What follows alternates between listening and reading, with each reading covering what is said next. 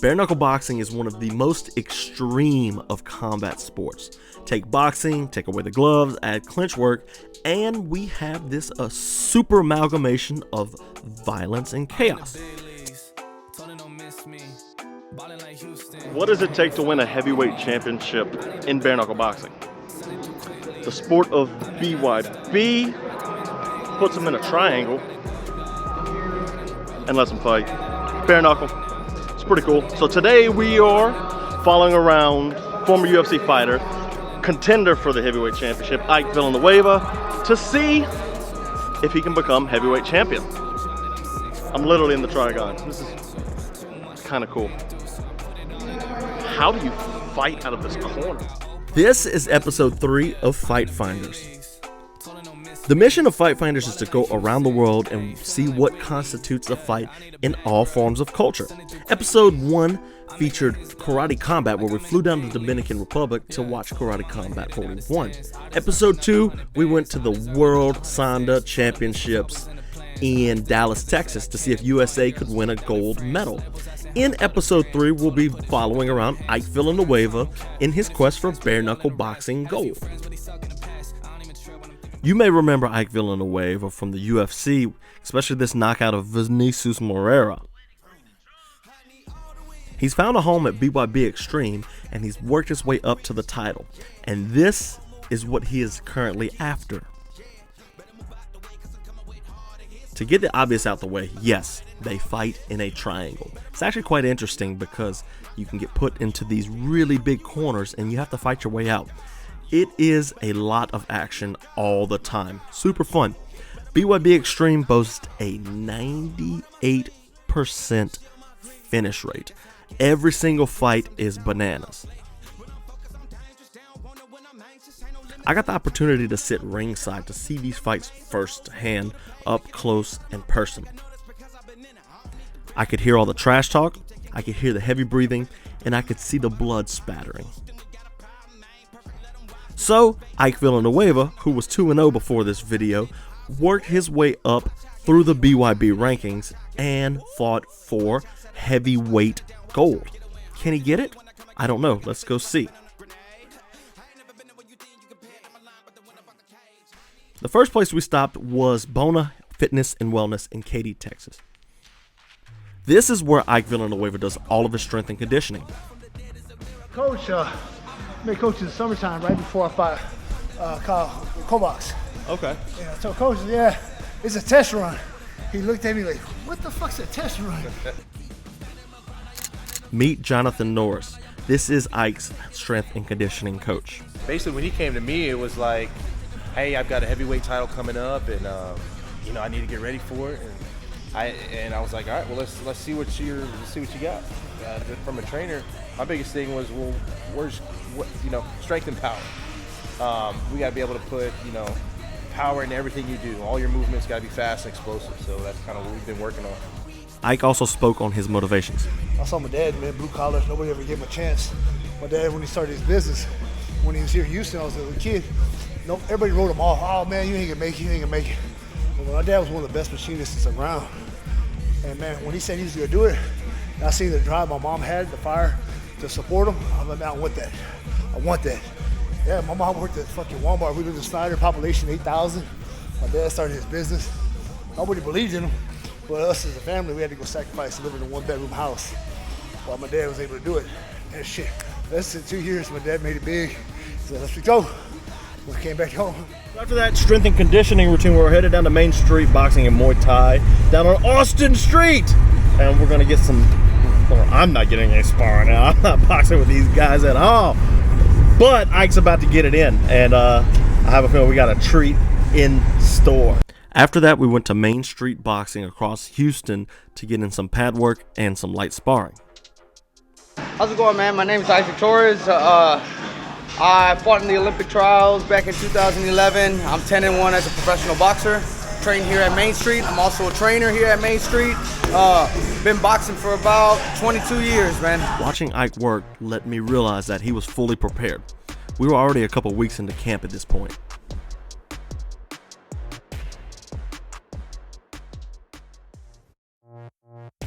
Oh, Ike's ready for fight, bro. Oh yeah. This ain't gonna last long, man. I mean, DJ Linderman, I mean, I'm sorry, bro. You got it all, but I mean, goddamn, bro. Ike's got everything. He's got that hurricane. He's bringing that hurricane with him.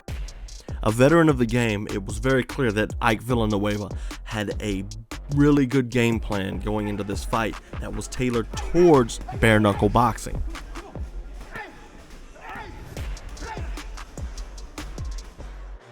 Next, we moved on to the grappling portion of the day.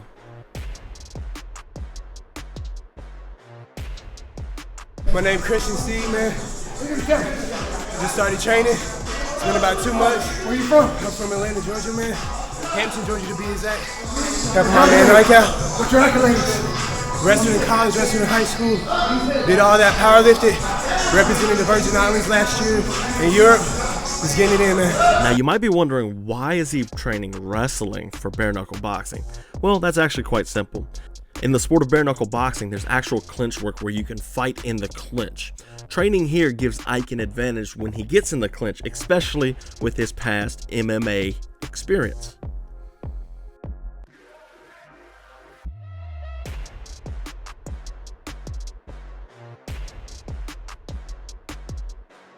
Let me tell you, these guys went hard for so long. I was like, man, I am getting tired just watching this. But it was hilarious to watch this young gun just starting out in his journey of mixed martial arts, who had wrestled at Life, take on an experienced veteran, and to see where both of them had their advantages.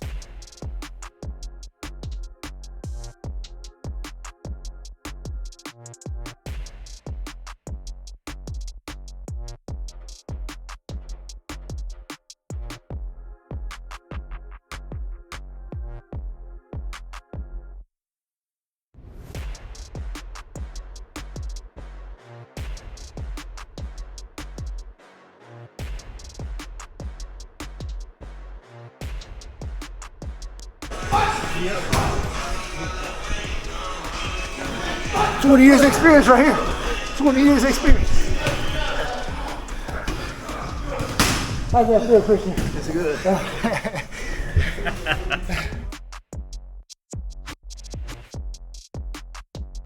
It was a real eye-opening experience to see just how much these fighters train for bare knuckle boxing. They're not going out there just to brawl. There is an actual structured game plan, at least for Ike Villanueva, who is trying to become the heavyweight champion. Next, we would move on 2 weeks later to go to the weigh-ins to get ready for the big day. Let's get it in. We started off at the Mississippi Coliseum Convention Center. Time for some weigh-ins. Let's go. We got to see Dada 5000 give his people a rousing speech. Part of the best organization on the planet. No one treats their fighters like how we do. No one has the mind. This is Dada 5000. He is the BYB Extreme co-founder and honestly a legend in the sport. He spoke about Ike's fight coming up. Listen up, ladies and gentlemen. Tomorrow night, the sparks will fly. We're gonna light up the sky in Biloxi with the main event between Ike Villanueva and the champion, like it's the 4th of July. And I gotta say this, when you look at DJ Linderman, this guy, he comes right out and he doesn't look like much, but he's been proven time and time again. I really feel like Ike is gonna have to come out and get in the gas quickly. The longer it goes, it favors Linderman. That's just my opinion. But the real winners tomorrow night will not be the one that's left holding his hand in the ring with the ref. It doesn't matter if it's Linderman or it doesn't matter if it's Hurricane Ike. It's gonna be the fans that get a chance to watch this live and in person tomorrow night. Weight was made. All there was for Ike Villanueva was to step onto the scale to make things official, which of course he did.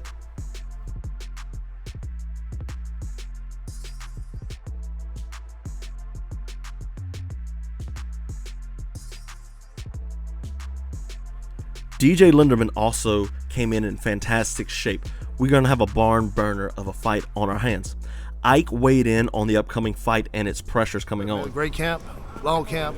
Well, hey, it's what you fight for. It's what it's here. It's time. It's time to go to work, man. Clock in, go to work tomorrow. I stand on business. A-Sound motto, and that's how we bring it. No pressure, right? I fight at the biggest of the biggest, man. I fight at the biggest of the biggest. Here, it's just, hey, he's in my way. He's in my way. I got to make the most of it. Hey, respect to him as a champion, but he's in my way. I got to get down and make the noise. And like I said, when I get home, baby, time to tear that shit up. All right, so we're at the venue. Don just got me swagged out with the hat and the shirt. I'm ready for BYB. Can Ike Villanueva become champion at heavyweight? That's what the whole video is about. As mentioned, the fights were absolutely electric. Finish after finish we were treated to in Biloxi, Mississippi at the Coliseum. We were just anxiously waiting for the heavyweight bout that we were all worried about.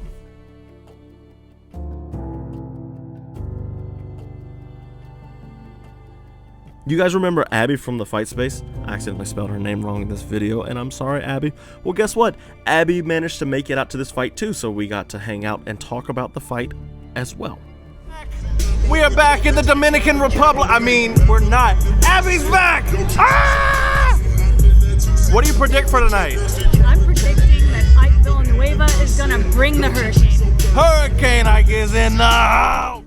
During warm-ups, I expected to see more nerves on Ike Villanueva's part. Instead, I saw someone calm, cool, and collected, someone who's been here for a long time.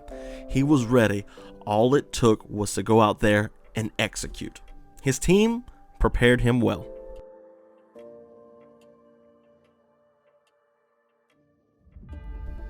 During the walkout, I started to get nervous, which is wild because I'm not fighting.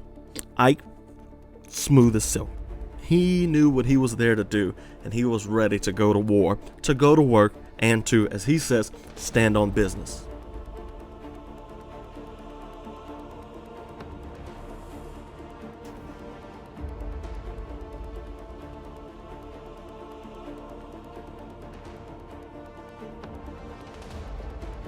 This is where he stepped into the ring as the challenger.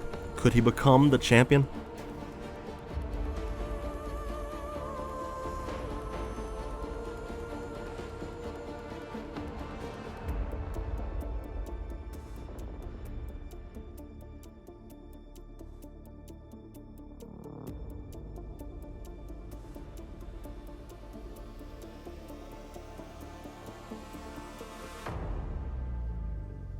The first round went well for Ike Villanueva. He managed to cut DJ Linderman and land some really crisp punches like that clean uppercut we just saw.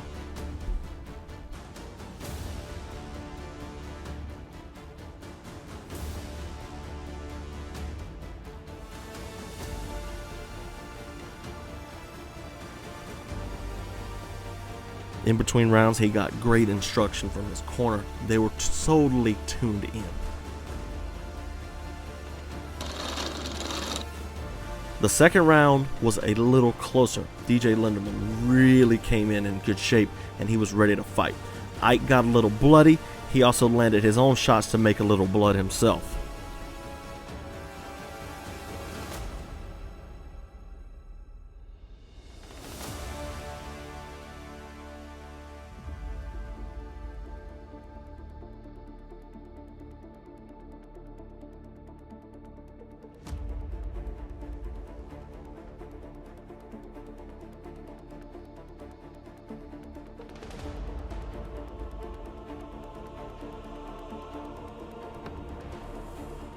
His corner kept him in this fight. They were totally prepared for an absolute war.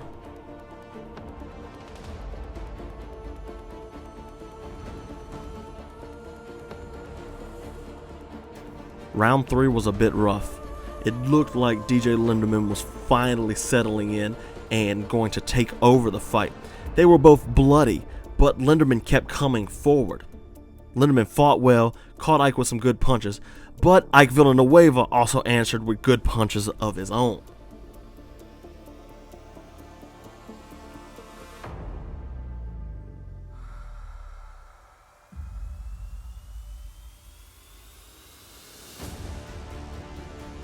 At this point, I was actually starting to get worried. Ike might not become champion. He might go the way of Bruce Wayne in our second episode of Fight Finders. Not gold, silver. Ike battled back hard.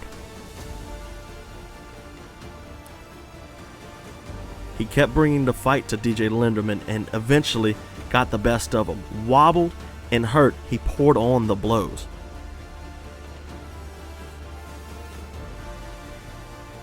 A couple good shots later, the ref would call off the fight. Ike Villanueva was champion of the world.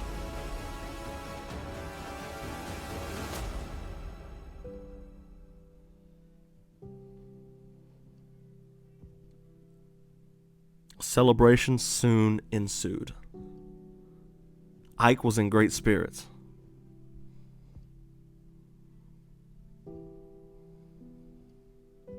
Dancing happened. It was just a beautiful scene.